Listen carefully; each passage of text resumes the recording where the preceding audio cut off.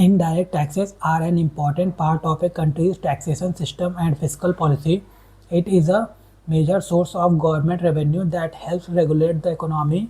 Money collected by these taxes helps fund important public services. In this article, we are going to cover indirect taxes in detail, along with its meaning, types, features, advantages, and related terms. Taxes are compulsory payments made by individual businesses or corporations to the government at local, state, and national level. It is the main source of government income used to fund defense, healthcare, education, and infrastructure like roads, highways, and dams. Indirect tax. Indirect tax is the tax paid where the burden of the tax and the person who ultimately pays it are different. This tax is usually imposed on goods and services. While direct taxes are paid straight to the government, indirect taxes are not paid straight to the government by the taxpayer. It is collected by sellers and passed on to the government. In India, indirect taxes are managed by the Central Board of Indirect Taxes and Customs under the Ministry of Finance. Indirect tax features. Features of indirect taxes include tax on consumption. This tax is levied on goods and services instead of the income of the person. Paid indirectly, collected by intermediaries like sellers or service providers. Regressive nature. Indirect taxes affect rich and poor equally for the same product or services, as both have to pay the same tax to deposit the income difference. Broad base. These taxes cover a wide range of goods and services. Impact spending. Indirect taxes affect consumer behavior since tax is included in final prices. Indirect taxes types. Indirect taxes are of the following types: excise duty, custom duty, sales tax, service tax, goods and service tax, octroi and entry tax, toll tax, stamp duty. Excise duty. Excise duty was a tax charged on goods for their production, licensing and sale in India. It was the charge that the manufacturers had to pay on certain goods they made. While the manufacturer paid it at first, the tax was eventually collected from customers through higher prices by retailers and intermediaries. The tax was imposed by the central government and hence also known as central excise duty or central value added tax. Excise duties were also collected by the state government like an alcohol and narcotics. At present, almost all excise duty have been merged in goods and service tax, while some excise duty have been still kept independent. This include excise duty on liquor charged by the state government, excise duty on petroleum products charged by central government. Customs duty. Customs duty is charged on goods that are either imported or exported. These applies to all goods brought into India and levied on only some goods that are exported that are mentioned in the second schedule of the Custom Tariffs Act 1975. This duty is levied and collected by the central government. The key objectives of custom duty are to stop illegal trade of goods, to protect domestic industries, to control imports and maintain a stable exchange rate. Custom duty types in India.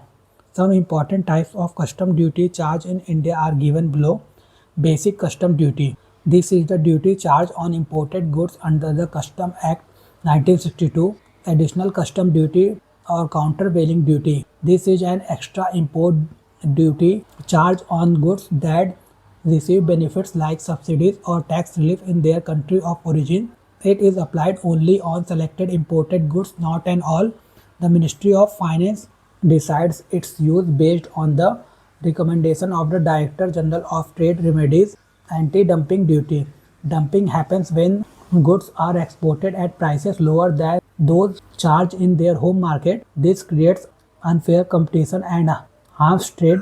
Anti-dumping duty is a tax imposed on such dumped goods to correct the imbalance. It differs from countervailing duty in this way. Countervailing duty offsets the effect of subsidies. Anti-dumping duty checks artificially low prices set to capture markets.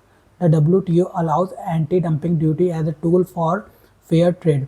Export duty. Export duty is a custom duty charged on goods leaving the country. Its main purpose is to limit the export of certain items. Sales tax. Sales tax was an indirect tax on the purchase of goods and services. It was charged at the point of sale, collected by retailers and passed on to the government. In India, both central and state governments collected sales tax. Sales tax charged by the state governments on sales happening within their boundaries. Central Sales Tax (CST) applied to sales of goods between states. It was levied by the central government to ensure a smoother trade across states.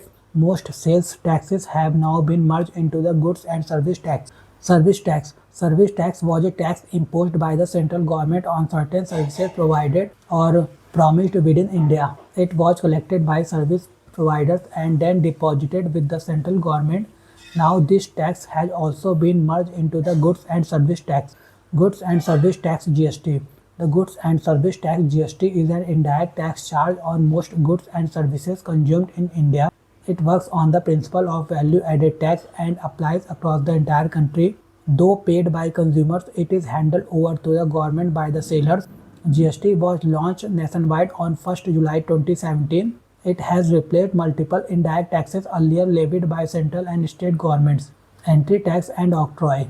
Entry tax was charged when goods enter a state or area from another state for sale, use or consumption. Octroi was a local tax collected on goods when they entered a municipal area for sale, use or consumption. Toll tax. Toll tax is a fee charged for using roads, bridges, tunnels or similar infrastructure. It helps cover the cost of building, maintaining and running the infrastructure, ensuring users contribute to its expenses. Stamp duty. Stamp duty is a tax charged by state governments on legal documents linked to property transaction. It is named so because a stamp is affixed on the document as proof that the duty has been paid. Indirect tax advantages. Implementation of indirect taxes have the following advantages. Indirect taxes are easier to collect because they are collected at the point of sale or consumption. This reduces administrative cost and compliance burdens for both taxpayers and government.